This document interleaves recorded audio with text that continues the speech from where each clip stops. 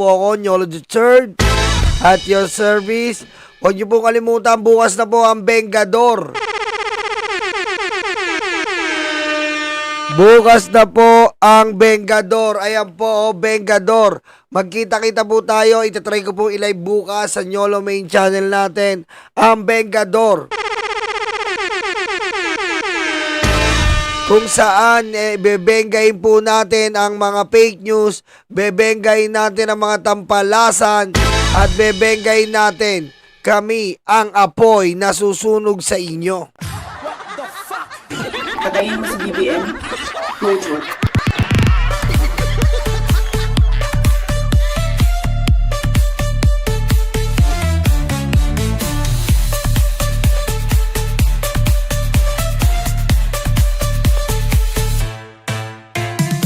Pero bago yan, isa pong nakaka-alarma na balita. May isang nakaka-alarma na naman po. At habang nanonood kayo, i-click nyo po yung nakapin dyan. I-click nyo po yung nakapin. Kasi po, may raffle po tayo. At para maano po kayo sa raffle. At bago tayo mag-raffle, syempre, eto na naman po to. Kung meron silang Protect the Queen, meron tayong Protect the First Lady. Diba? Syempre, meron silang Protect the Queen na may mala abnormal, may tililing. Tayo, meron naman tayong Protect the First Lady. Ano ba yung tinutukoy ko? Ito pong tinutukoy ko ay ito pong Protect the First Lady sapagkat ito na naman po sila small boy, si grandmama at si ex-convict na mga kamag-anak at kaanak ni Alpotera na inuuto-uto na naman po ang First Lady. Panoorin niyo po.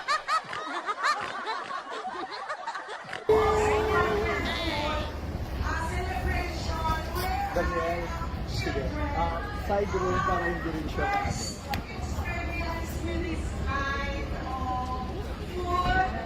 Yan po ang First Lady. Kitang-kita niyo po ha. Yay! Ano naman? You are fine, you are fine. Nako, ayan na po, ayan na po, ayan na po, ayan na po. Nagkandaloko-loko na. Ayan po ang sinasabi ko. Ayan po ang pamilya ni Alpotera na nagpopondo sa mga Duterte. Kaya please lang po, protect the First Lady. Delikado tayo dyan. Ayan na po sila, oh. Kitang-kita nyo naman po, oh. Plastic na plastic. Lalo na yung nakasalamin na lalaki, yan po ang nagpopondo sa mga vlogger.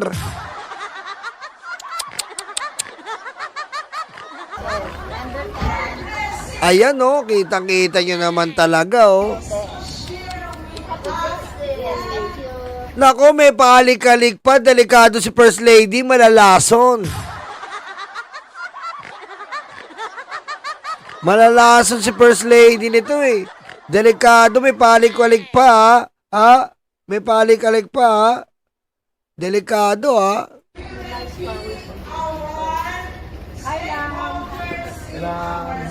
Nako, meron din demonyo na dumating. Ayun o, may demonyo na kasama. Nako.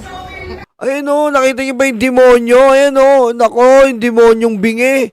Nako po, ayun po yung demonyong bingi. Ayun o. Yung demonyong bingi, nandito pala yung demonyong bingi. Delikado to.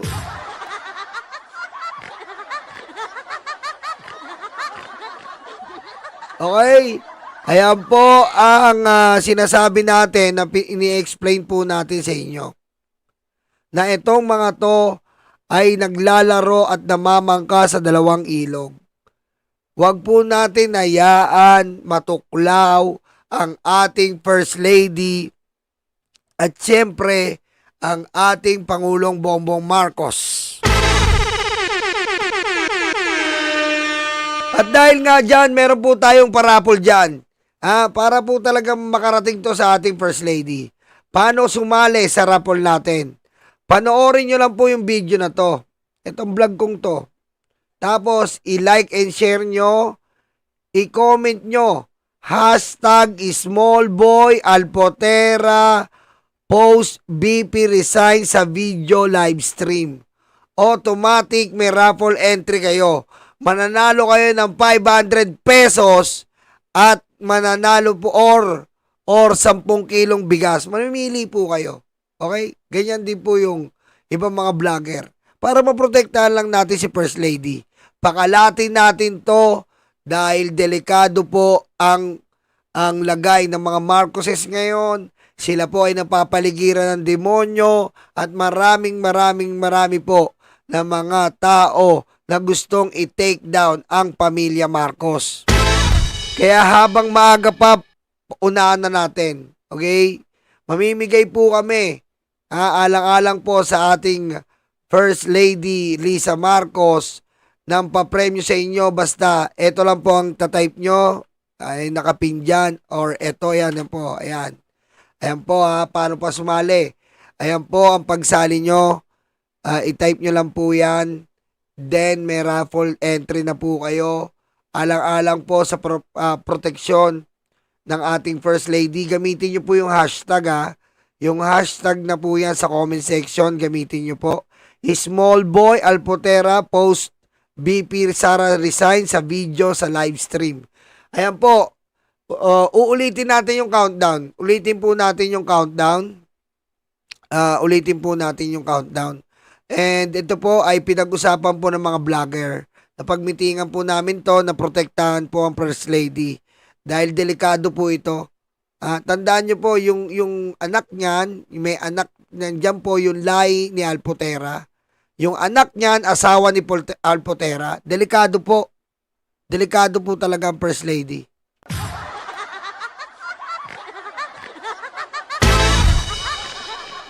Okay?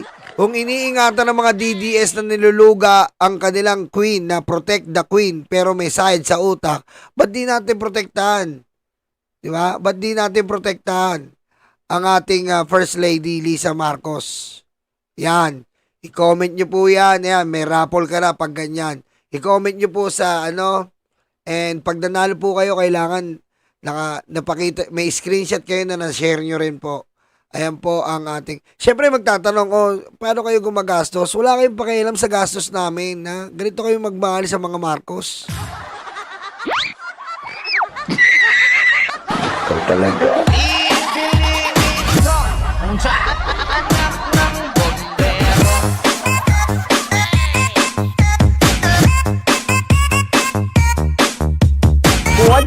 Guo 出席Xi Jinping. Diba?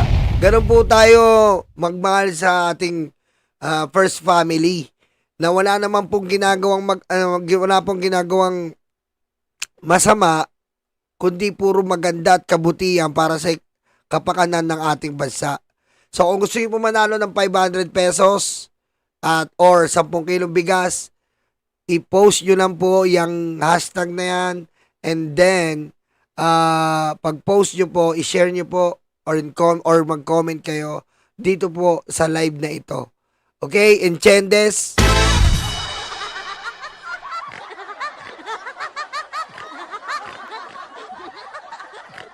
Okay? At nagdedelikado na po. Ito na po. Nagdedelikado na po talaga. Nagdedelikadong po ngayon si Pulong Duterte. Bakit nagdedelikado? Sapagkat pununtahan po mismo ng ICI kanina ang Davao. At nagulat sila sa mga nakita nila. Nagulat sila sa mga rock netting. Pero bago yan, pakinggan muna natin ang banat ni Tino. Hindi lang umano ghosted ang issue ng flood control projects sa distrito ni Davao City Representative Pulong Duterte. Ang ilan daw sa mga ito, doble ang pondo para sa magkaibang kontraktor. Narito ang agenda report ni Mavic Trinidad ng Abante. Ayan na, lumalabas na po Umabot na rin ang umano'y anomalya ng flood control project sa Davao City. Ibinunyag ngayon ni ACT Teachers Party List Representative Antonio Tino na may 121 kontrata na nagkakahalaga ng 6.6 billion pesos At 80 kontrata rin na may halagang 4.35 billion pesos ang may indikasyon daw ng katiwalian. Nako. Ipinatupad daw ito sa kahabaan ng Davao River at Matina River mula 2019 hanggang 2022. Alam niyo po yung Davao Matina River, ayan po yung lagi natin pinapakita rito. Ayan po yung lagi natin pinapakita sa inyo na Davao ba na naman, lagi pong binabayan. Yung pala bilyon na nagastos. Ayan po yung lagi namin pinapakita na, ayan, Davao ba na naman. Lagpas tao po dyan kung bumaha. Biro mo, bilyon pala ang ginastos, grabe bumaha. Ang tindi talaga ng alangalan ni Pulong. Ang alam lang netong Abi talaga ay hindi magtrabaho kundi umiyot. Tindi. Tapos wala na nga pong ginagawa. Wala na pa nga ginagawa. Sige ang daldal, sige ang pagpo-post. Kung binabayaran lang yung post neto, kompleto time card neto eh.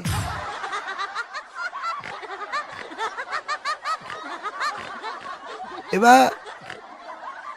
Kaya Pulong, sabi ko sa'yo, gumawa ka na ng anti-iyot bill na lahat ng babae ay 1,000 lang hayop ka. Diba? Gumawa ka ng bill. Lahat ng babae, pag pinainom mo na, pinakain mo na, pwede mo nang iyutin, 1,000 na lang. Para matigil ka, may magawa ka man lang, hayop ka. Wala kang silbi. Diba? Tapos babalata mo si Sandro Marcos na outstanding na 70 bills ang ginawa as a congressman. Ikaw, talungin mo yung sarili mo. Anong ginawa mo? Dumaldal. Oh, anong ginawa mo? Mag-post. Pero pag kailangan ka na sa kongreso, anong ginawa mo? Wala ka doon. Pati yung anak mo na pinagli sa catering. Patayin na si BBM. No joke.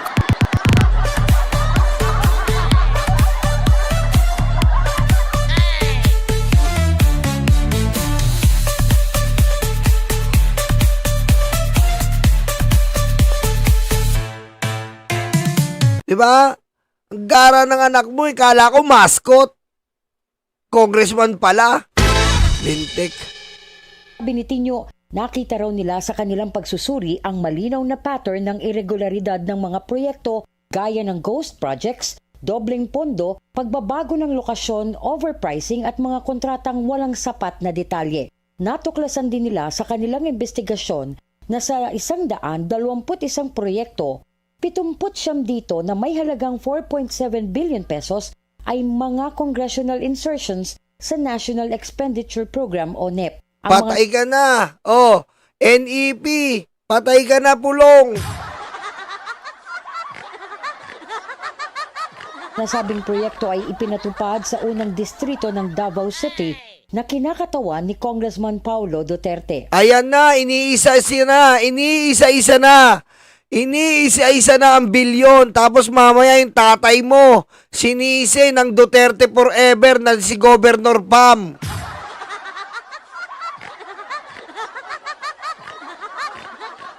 Sabi ni Governor Pam, Duterte forever. Nung binaha yung Cebu, Duterte.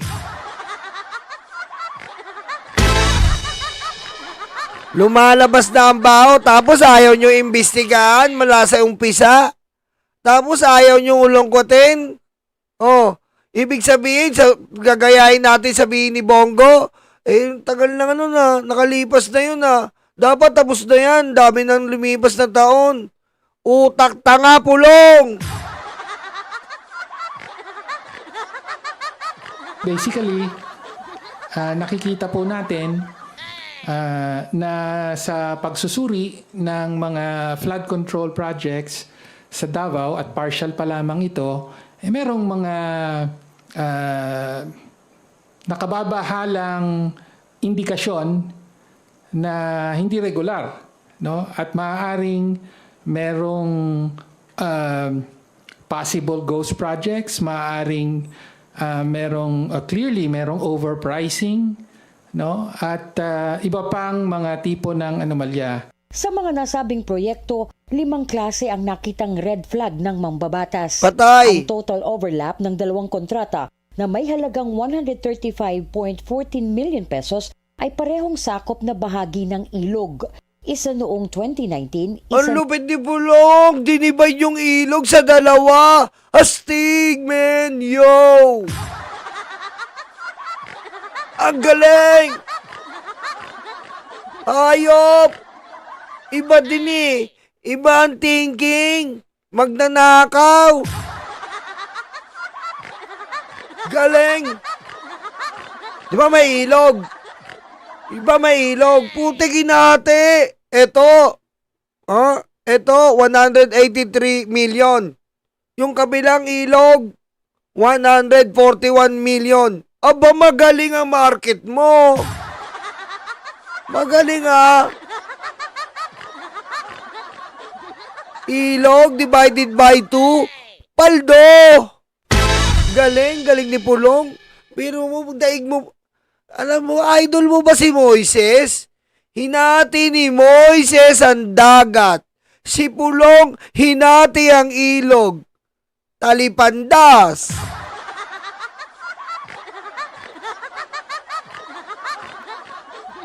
Ang galing, men. Ibang klase to si Pulong.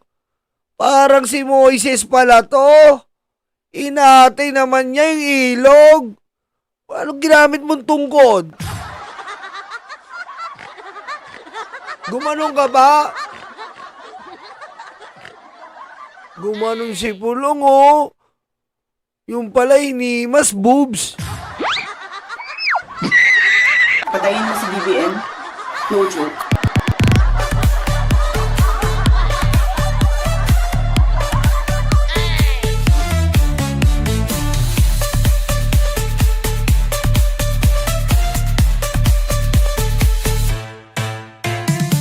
Galing, no? Tuloy natin, tuloy natin. noong 2020. Sinundan ito ng pagkakaroon ng proyektong double funding o 2 kontrata na may halagang higit 115 million pesos na iginawad sa magkaibang contractor para sa parehong lokasyon ng proyekto. Ang galing! Double na naman!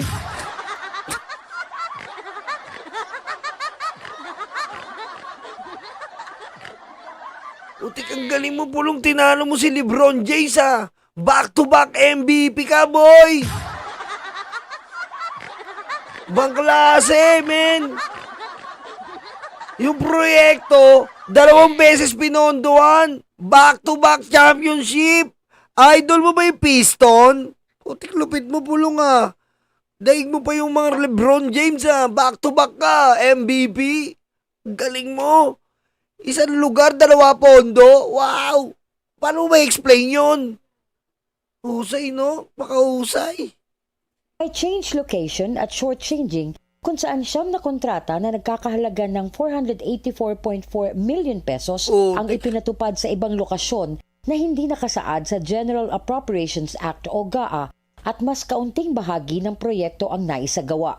Contracts without details o wala raw mga detalye, lokasyon o haba ng proyekto ang 62 kontrata na umaabot sa 3.44 billion pesos. Ang lupit, Bulong!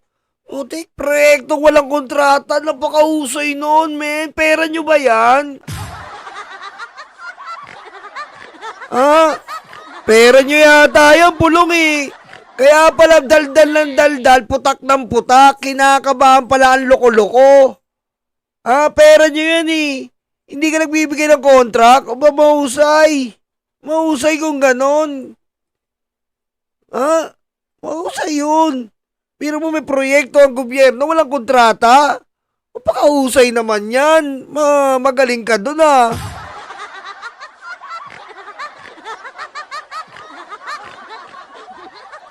Paano bang hindi gagaling? Paano hindi makakalusot? Ang speaker mo si Cayetano. Ang speaker mo si Pantaleon Alvarez. Ay putek, lusot. Best friend mo pa si Eric Yap. Appropriation. Putek, lusot. Ngayon. Sinisingil na kayo ng kahapon. Sinisingil na kayo. Ito ang tinatawag na KARMA. Karma na to, Pulong. Kaya magdadaldal-daldal ka man dyan.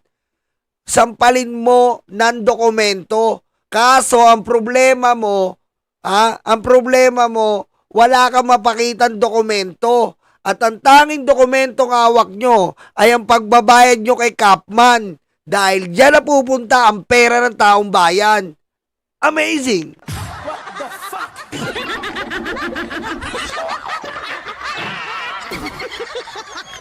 Bukod pa rito ang 10 kontrata na hindi raw nakasaad sa GAA na may halagang 2.65 billion pesos.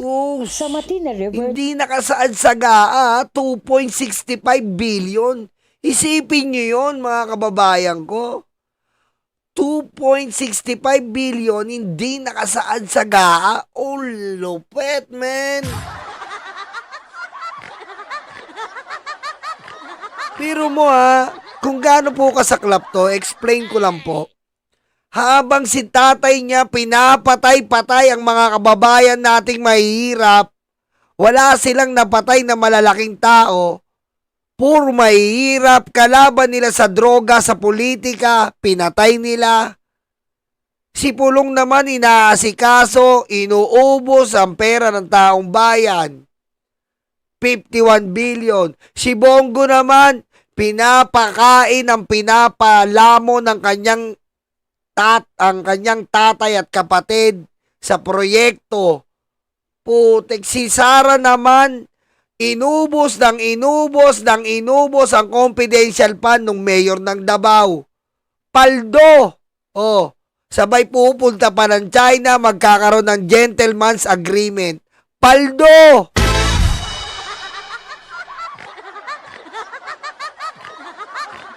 Tingnan nyo kung gaano pumaldo. Habang si Baste nagchochongke, nagsasyabu. Kasama si Ellen Adarna. Paldo!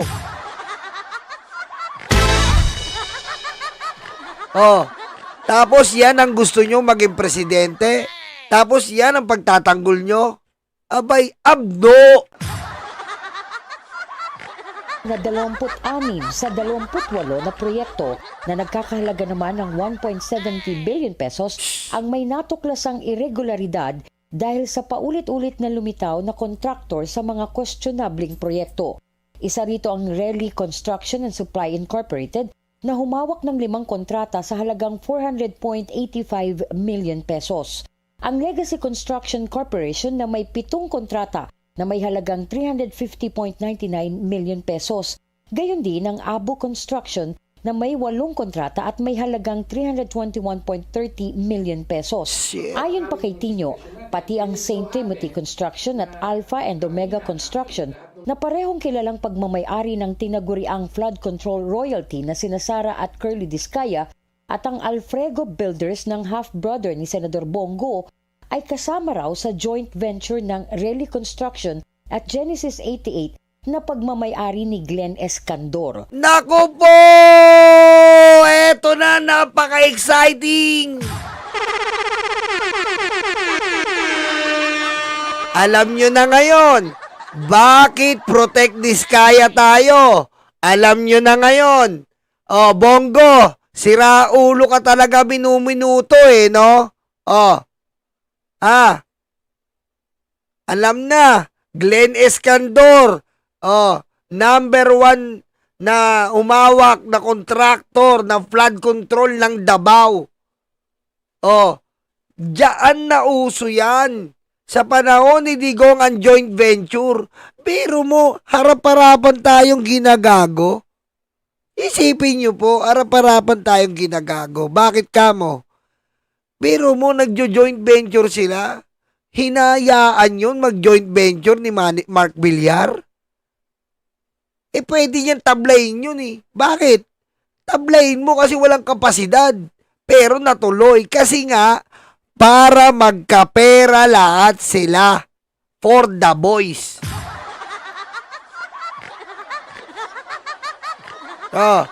Yan ang lumalabas po ngayon. Kaya galit na galit si Pulong dahil mauungkat. Bongo, umintay ka. Tumawag si Sentry. na pinalo up kami. Oh, meron ka pang paparating.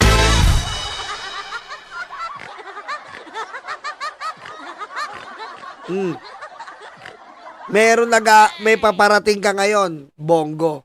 Ha? Ang galing, no? Ang husay. Ibang klase po talaga umatake. Kawawa mga Pilipino sa inyo.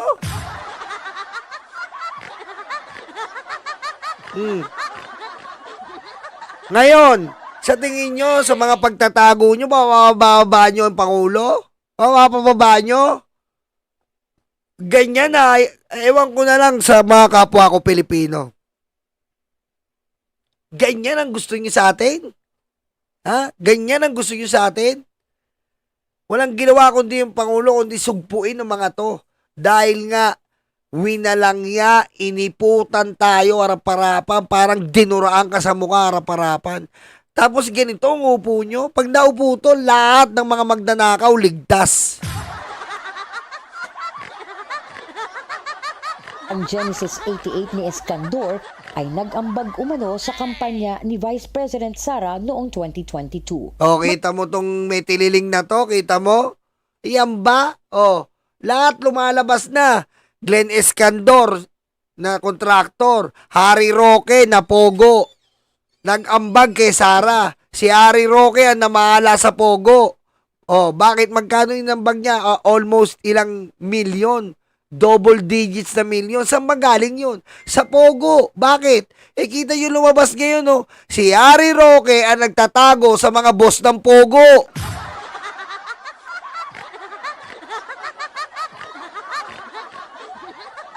Oh. Si Harry Roque ang nagtago sa mga boss ng pogo. Kaya yung inambag niyan kay Sara galing sa pogo.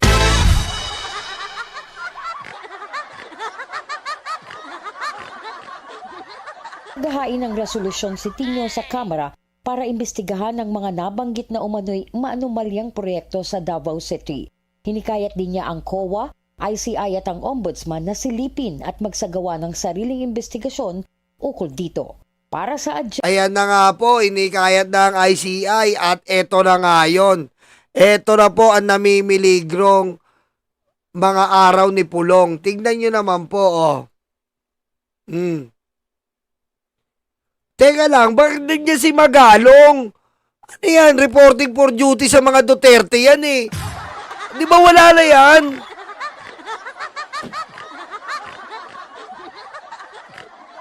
Magalong, doon ka sa Baguio. Ba't nandiyan ka? Umalis ka dyan.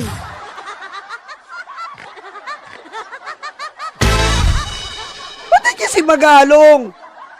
Nakikiusyoso yan para i-report sa mga Duterte. Di ba? Anong gagawin yan dyan? Oh. Reporting for duty sa mga Duterte lang yan. Wala na nag-resign na. Ano bang iniepal-epal? Ang saklap naman no, nagre-resign ka tapos nandun ka pa rin. Ano yan? Publicity na naman, Magalong. Ama ka na.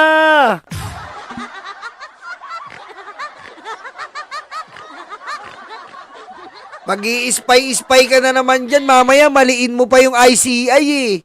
Imbis na matutumbok ng ICI ang totoong lokasyon eh. Idadivert mo pa yan eh. Ama ka na, Magalong!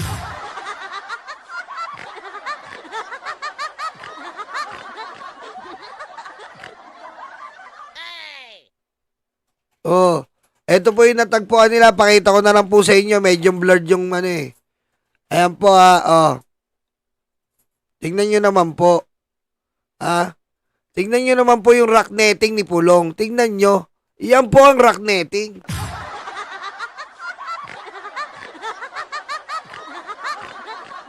Diba? Hindi po yan parol Baka akala nyo parol. Yung parol, hindi po yan parol. Yan po yung rock netting nila na nagkakahalaga ng bilyon.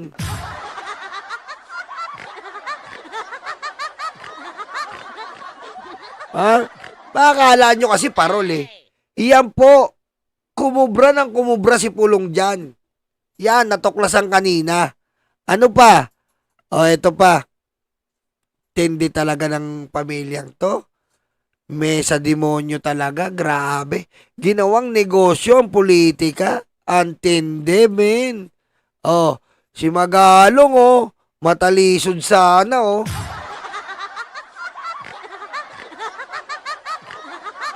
Ano ba ginagawa niyan? Diyan ang awkward, eh.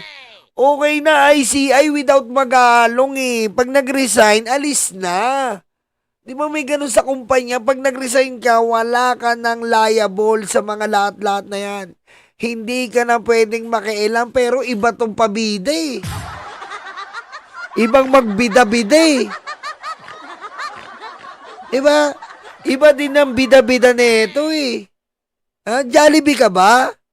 Jollibee? Jollibee yan? Jollibee, ano, tiga pa North?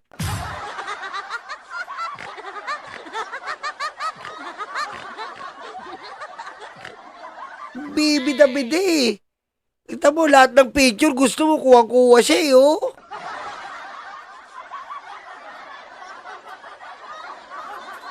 Ah, tignan nyo naman yung rock netting ni Pulong. Tignan nyo naman yung rock netting ni Pulong. Napakahusay naman po.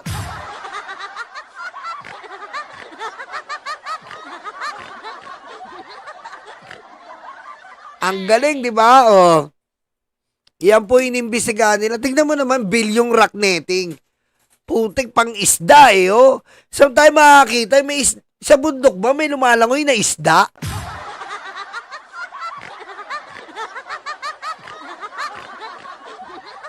Ha? Kahit century na ang lumipas, wala kang isdang mapapalabas sa bundok, di ba?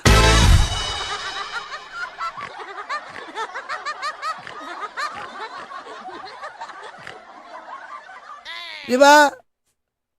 Ang lupit, eh, oh. Pang-isda, eh. Ang galing talaga, eh, no? Ang galing talaga na itong mga Duterte magdakaw. Ibang klase.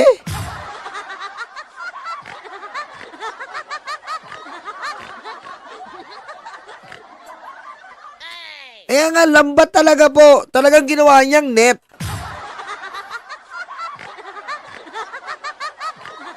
Ayan yung pang-isda, oh. Ayan, oh. Putik ko. Talagang ginawa nilang, talagang net. Yung pang-isda ginamit. Ang galing. Sa ulo. Abay, iniuli nyo yan. Kahit makabuti tayo ng century, walang lalabag isda dyan, eh. Pinalabas ba isda dyan? Anak ng butete naman tayo, oo.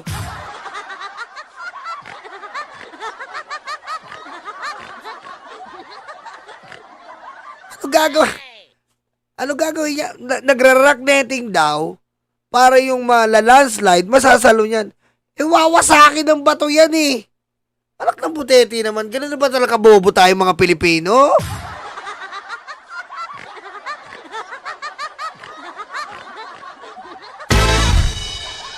Ganun na ba talaga tayo kabobo? Putik, nag-rock netting, talagang net ng, pang-net ng mga ingisda ang ginamit.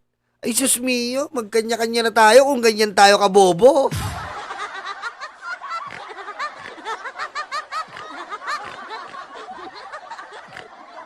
Pakinggan natin yung ICI. Bida-bida si Magalong, ba't nandito pa to, eh? Purposely to inspect yung mga infrastructure projects na ginawa dito. Supposedly from 2016 up to 2025. Kasama ko rito si Yusek Arthur Bisnar ng DPWH. And in-invite din namin si Mayor Benji Magalong, yung dating special advisor ng ICI. This is part of the turnover ng mga inumpisa niya na mga infrastructure na imbestigahan. So ipinakita niya sa akin kung ano yung mga possible na mga defects, possible na mga standard ng mga... Ay sus! Nung nakaraan, hindi niya inimbestigahan yan. Doon sila sa kabila.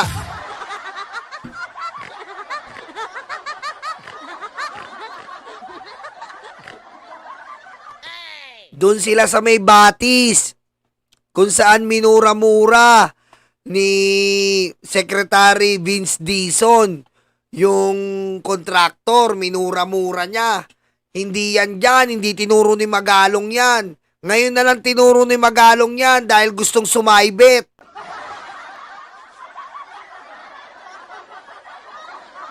Diba?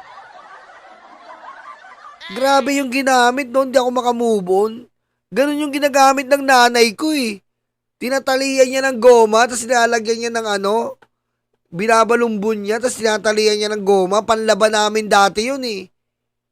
Panlaba, ganun ginagamit namin dati eh. Peace net. Hindi ako makamove on, lupit men. Anong ano yan? Paano yan ang pag-aralan yan? Ilang scientist kinonsulta nyo dyan na yung lambat kayang saluin yung bato. Yung lambat pang isda, kayang saluin yung bato. Puti ko.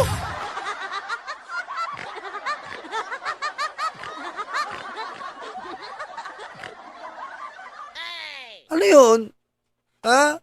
Binabastos nyo yung law of gravity ah.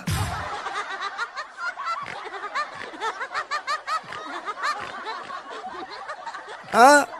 Kaya pa yung peace net, masasalo yung bato na dambuwala na galing bundok. Kailan pa yon?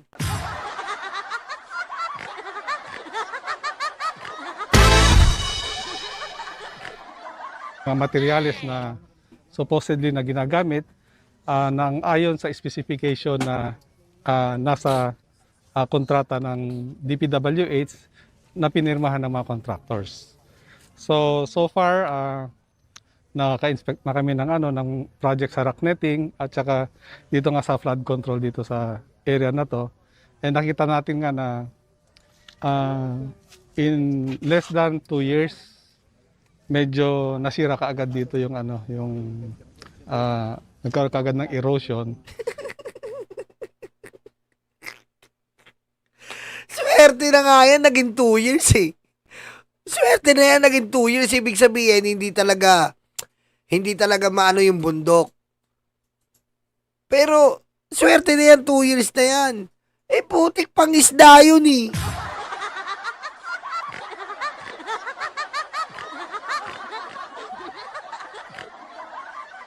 Diba? Tama, peace net, mamebe. Yung peace net na yan, yun yung ginamit ni Pulong na dyan. Panglaba lang yan eh. Panglaba yan sa mga puti eh. Tinatandad mo lang ganon. Ang gagawin mo dyan sa peace net, ipapalaman mo yung bareta. Pag napalaman mo sa bareta, yan, dire-diretso na ng ganon. Sabon, tas brush. Ganyan ginagawa ng nanay ko eh. Pinapalaman niya yung baretang Tide eh. Tsaka yung Mr. Clean. Oh, yun ang gamit ng peace net.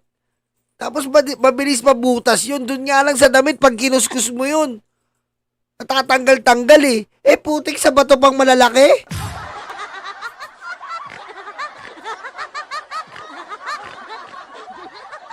Anong pag-iisip yan? So I think we have to review yung kontrata para sa ganun ma-determine kung ano ang pwede nating gagawin na sanction dun sa mga contractors as well as yung mga supposedly na nag-implement ng project nito. Sir, sa observation niyo, O yan. O, kita nyo. Lupit, di ba? O. Lupit, o. Gumagano'n-ganon pa si Magalong. Busy-busy si Magalong, o.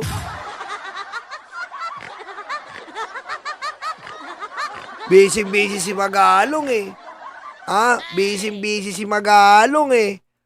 Ang lupit, eh.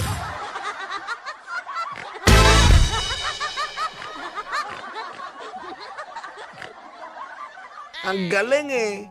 Napakahusay.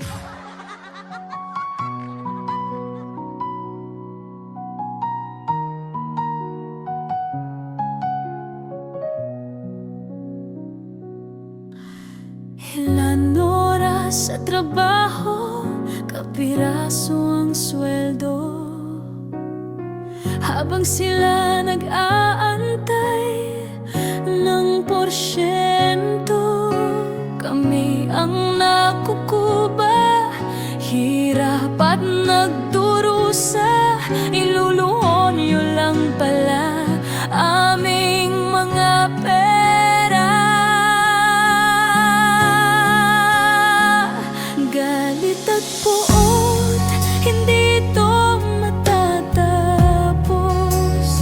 Hindi kami titigil, boses man ay maubos. Kinamkam niyo lahat ang aming pinaghirapan. Kayo ang salarin sa luha ng bayan. Galit at puot, hindi ito matatapos. Hindi kami titigil, boses man ay maubos. Kinamkam niyo lahat ang aming pinaghirapan. Kayo ang salarin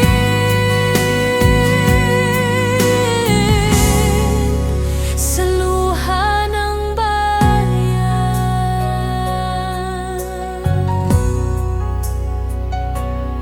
Sa kislap ng salapi nagbago ang mga anyo.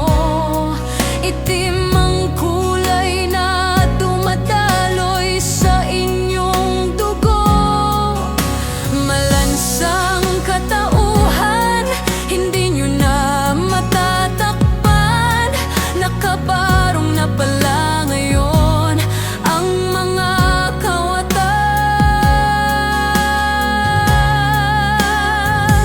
Galit at puot, hindi ito matatapos. Hindi kami titigil, boses man ay maubos.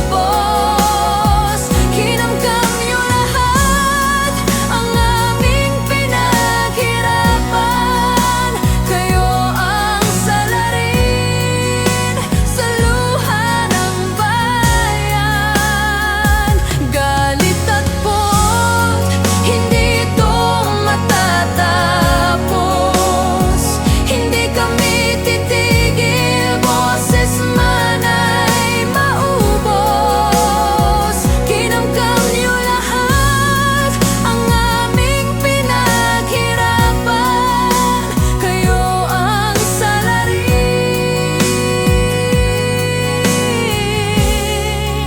sa luha ng bayan.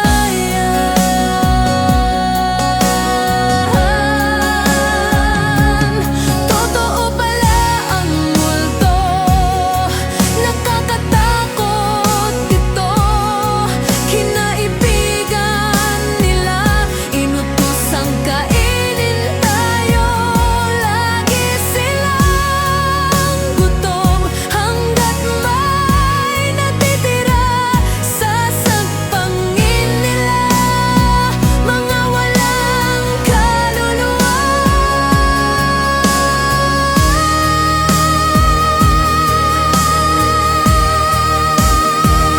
Galit at puot, hindi ito matatapos.